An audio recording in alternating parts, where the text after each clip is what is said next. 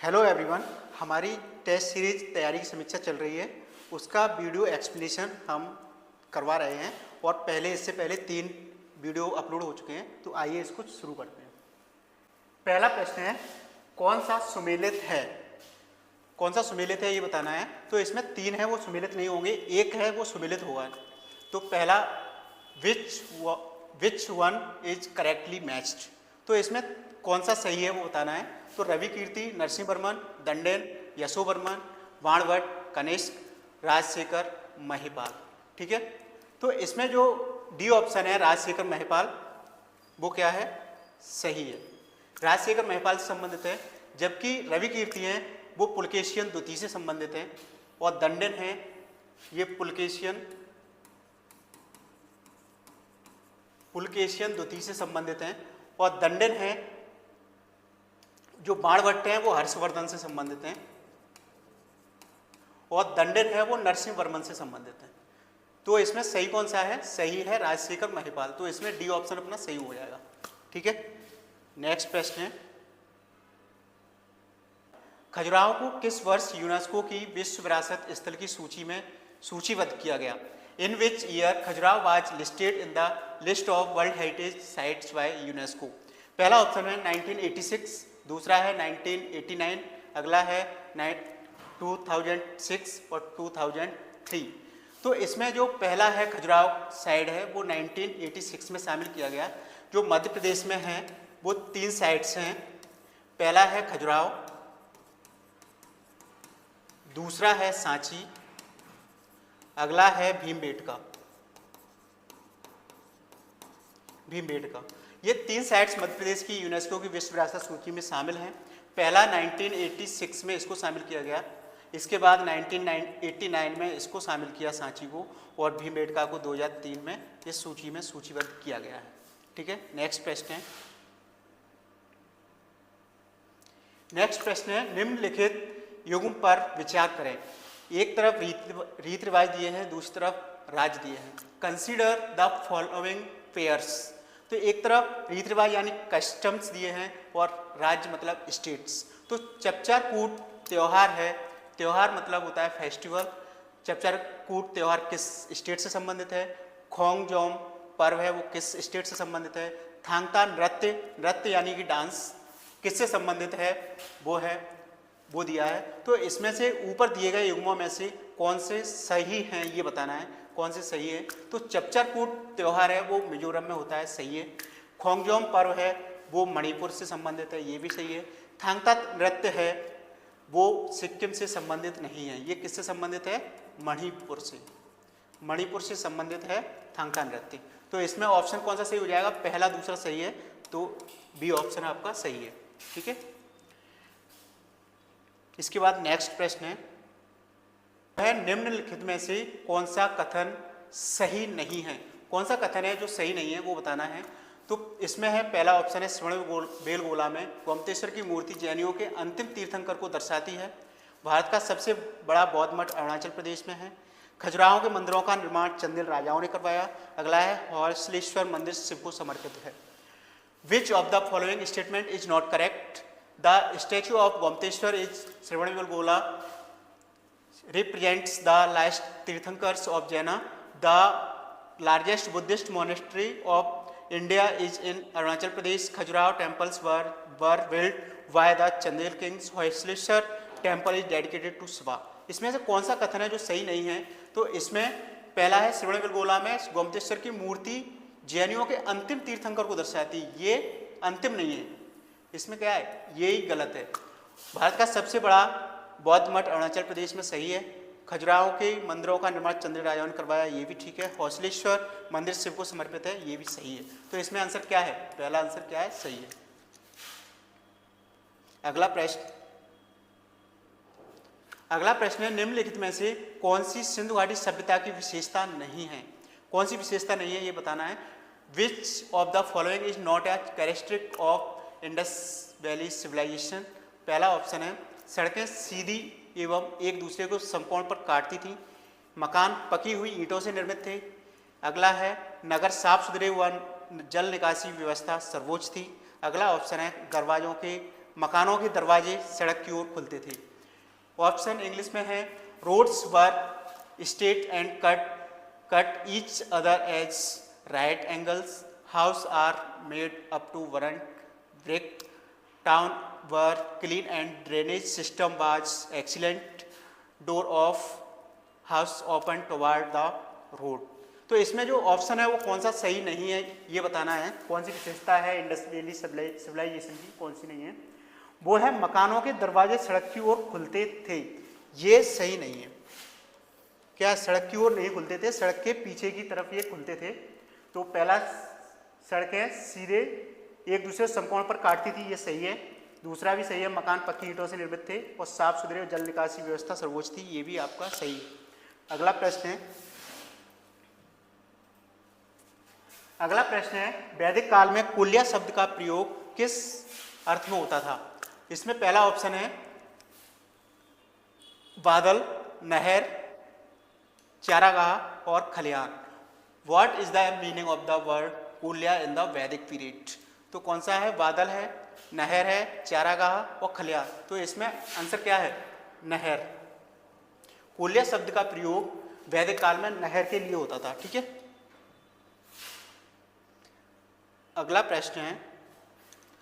प्रश्न है सही सुमेलित कीजिए। आजीवक संप्रदाय, पुकोद, कंचायन, मैच द फॉलोइंग करेक्टली। पहला ऑप्शन है आजीवक संप्रदाय, पुकोद, कच्चायन, घोर अक्रियवादी, मखलपुत्र, गोशाल। अगला है यदृच्छवाद, पूर्ण कश्यप, भौतिकवादी, अजित केश कामलेन। तो इसका सही जोड़ी मिलाना है आजीवक संप्रदाय, मखलपुत्र गोशाल, घोर अक्रियवादी, पूर्ण कश्यप, यदृच्छवाद। पहले का दूसरा है, इनमें से होगा कोई। अगला है दूसरे का तीसरा और तीसरे का है अजित केश कामलेन और भौतिक ये।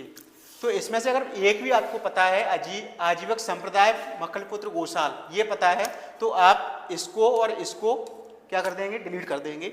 इसके बाद आप देखेंगे पहले का दूसरा है तो इसमें दोनों में मिल गए। उसके बाद घोर अक्रियवादी, पूर्ण कश्यप, तो इसमें मिलेगा। इसके बाद आपको दो नहीं पते हैं तो भी आप इसको इसके हिसाब से लगा देंगे, यदृच्छवाद, अजित केश कामलेन और भौतिकवादी, पुकोद, कच्चायन। तो इसका आंसर क्या है, बी ऑप्शन आपका सही है इसमें। अगला प्रश्न है मेगास्थनीज के अनुसार समाज में 7 वर्ग कौन से हैं, इनमें से कौन से हैं 7 वर्ग, ये बताना है। तो पहला ऑप्शन है कृषक, दूसरा है शिल्पी, अगला है व्यापारी और दास। According to Megasthenes which of the following is not one of the 7 classes in society. तो इसमें कौन सा है, मेगास्थनीज ने 7 वर्ग बताए हैं जो समाज में हैं, उसमें दास को शामिल नहीं किया गया है। उसमें दास को क्या है, शामिल नहीं किया है इसमें। ठीक है, अगला प्रश्न पे जाएंगे। अगला प्रश्न है मौर्य काल में सन्निधाता शब्द का प्रयोग किस संदर्भ में होता था। इसका पहला ऑप्शन है प्रशासन की देखरेख, अगला है सैन्य देखभाल, अगला है राजकोषीय देखभाल, अगला ऑप्शन है न्यायालयी देखभाल। तो इंग्लिश में प्रश्न है the word sannidhata was used in the Maurya period, administration, military supervision, physical supervision और जुडिशियल सुपरविजन। तो इसका जो आंसर है, इसका आंसर है राजकोषीय देखभाल। जो मौर्य काल में सन्निधाता शब्द का प्रयोग राजकोषीय देखभाल करने वाले जो व्यक्ति होता था उसके लिए प्रयोग होता था। अगला प्रश्न है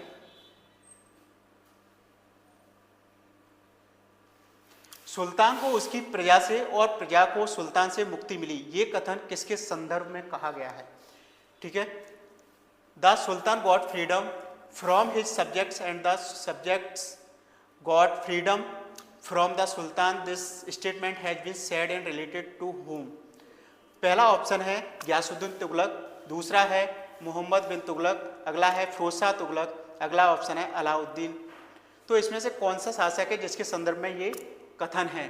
तो जो मध्यकाल में बदायूनी हैं उसने इस कथन का प्रयोग किया है, वो किया है मोहम्मद बिन तुगलक के संबंध में, क्योंकि ये जो सुल्तान है उसने कई योजनाओं को अपने क्रियान्वयन करना चाहा लेकिन वो असफल हुआ इसमें।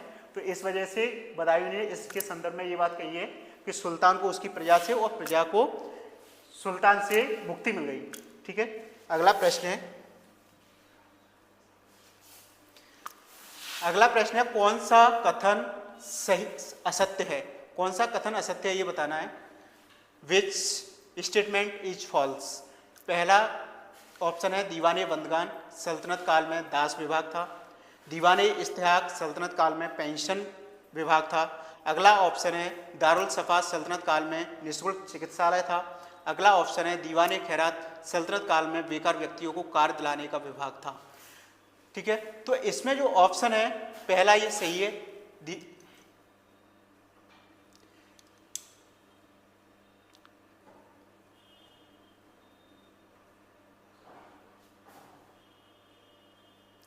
पहला जो ऑप्शन है दीवाने बंदगान सल्तनत काल में दास विभाग था, ये वाला सही है। दीवाने इस्तेहाक सल्तनत काल में पेंशन विभाग था, ये भी ठीक है।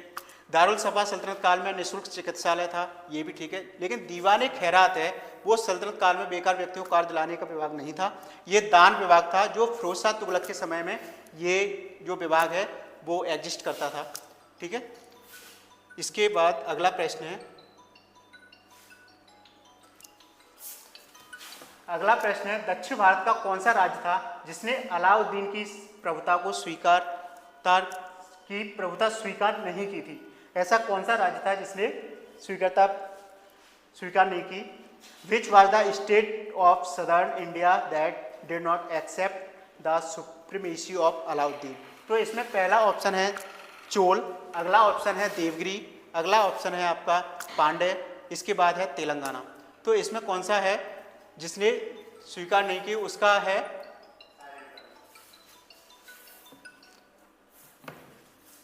पहला ऑप्शन है आपका, पहला ऑप्शन जो है चोल, इसने अलाउद्दीन की प्रभुता को कभी स्वीकार नहीं किया था, चोल राज्य। अगला प्रश्न है, अगला प्रश्न है फौजदारी अदालतों को कहते हैं, फौजदारी अदालतों को क्या कहते हैं। Criminal court are called. ये फौजदारी अदालतों को मौर्य काल में क्या बोलते हैं, ये प्रश्न होना चाहिए। इसका पहला ऑप्शन है पाशाधिकारी, दूसरा है दंडाधिकारी, अगला प्रश्न ऑप्शन है कंटक शोधन, अगला ऑप्शन है न्याय पंचायत। तो इसका जो बी सी ऑप्शन है वो क्या है, सही है, कंटक शोधन। कंटक शोधन बोलते थे फौजदारी अदालतों को मौर्य काल के समय में। ठीक है, इसके बाद नेक्स्ट प्रश्न है, नेक्स्ट प्रश्न है प्रथम भारतीय साम्राज्य स्थापित किया था। कौन ऐसा सम्राट था जिसने भारत में प्रथम साम्राज्य स्थापित किया था। First Indian empire established bye.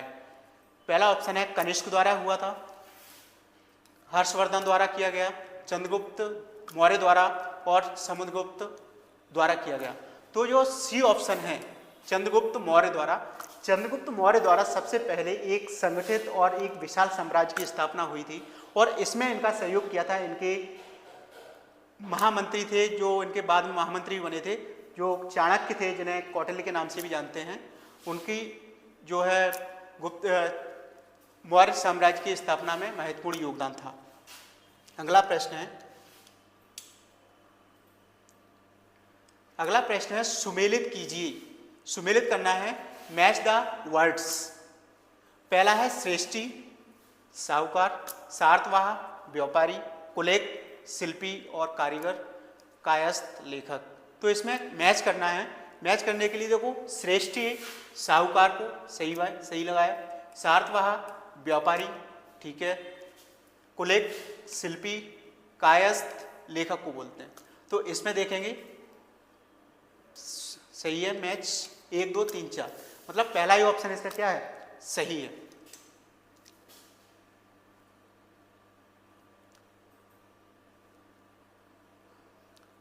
अगला प्रश्न है चंद्रगुप्त द्वितीय ने अपने किस विजय की खुशी में चांदी के सिक्के जारी किए।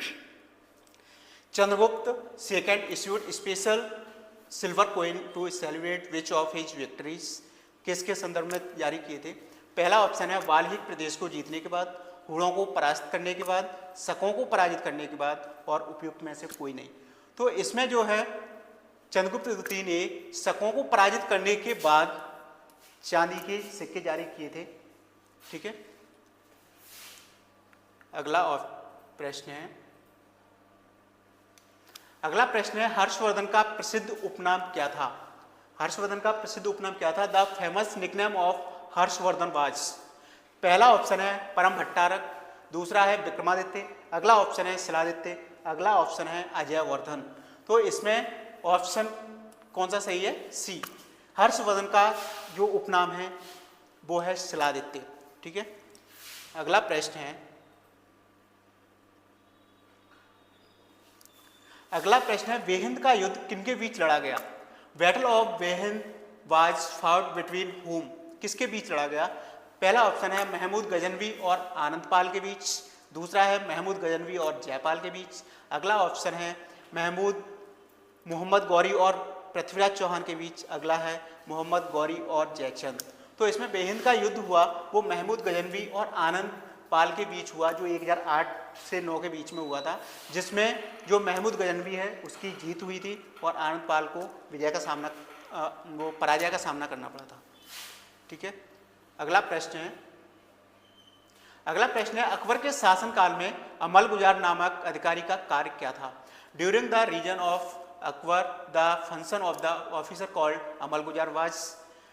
पहला ऑप्शन है कानून और व्यवस्था संभालना, अगला ऑप्शन है भूमि राजस्व का मूल्यांकन और संग्रह करना, अगला ऑप्शन है राजघराने का प्रभारी होना, अगला है शाही खजाने की देखभाल करना।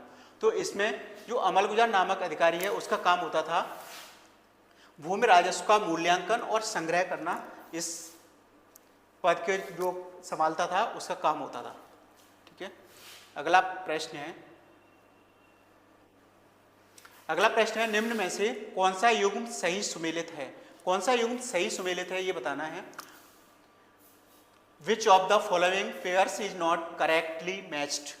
पहला ऑप्शन है Jahangir William Hawkins, Akbar sir Thomas Roe, अगला ऑप्शन है शाहजहां ट्रेवनरियर और अगला ऑप्शन है औरंगजेब मनूची। तो इसमें कौन सा सही सुमेलित है ये बताना है, कौन सा सही सुमेलित नहीं है, कौन सा सही सुमेलित नहीं है ये बताना है। तो जहांगीर के समय में विलियम हॉकिंस आया था, सही है। अकबर के समय में टॉमस रो नहीं आया, शाहजहां के समय में ट्रेवरनियर आया था और औरंगजेब के समय में मनूची आया था। तो बी ऑप्शन क्या है? गलत है। अकबर के समय में रॉल्स फिच जो व्यक्ति है वो आया था। ठीक है, इसके बाद अगला प्रश्न है, अगला प्रश्न है द्वितीय आंग्ल मराठा युद्ध और तृतीय आंग्ल मराठा युद्ध के समय में मराठा पेशवा कौन था? Who was the Maratha Peshwa at the time of the second Anglo Maratha war and third Anglo Maratha war? पहला ऑप्शन है नारायण राव, अगला ऑप्शन है माधवराव नारायण, अगला ऑप्शन है बाजीराव द्वितीय और नेक्स्ट ऑप्शन है इनमें से कोई नहीं। तो इसमें कौन सा आंसर है? इसमें आंसर है सी, बाजीराव द्वितीय है, वो इस समय क्या थे? मराठा पेशवा थे। ठीक है, अगला प्रश्न है,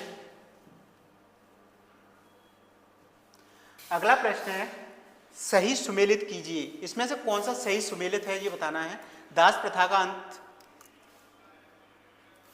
मैच द फॉलोइंग करेक्टली।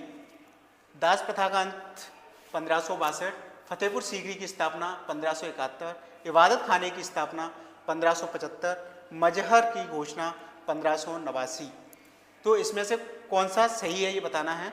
तो इसमें दास प्रथा का 1562 में हुआ, फतेहपुर सीकरी की स्थापना 1571 में हुई थी। ठीक है, और इबादत खाने की 1575 और मजहर की घोषणा 1579 में हुई थी। तो इसका ऑप्शन क्या है? ये ऑप्शन इज करेक्ट। अगला प्रश्न है,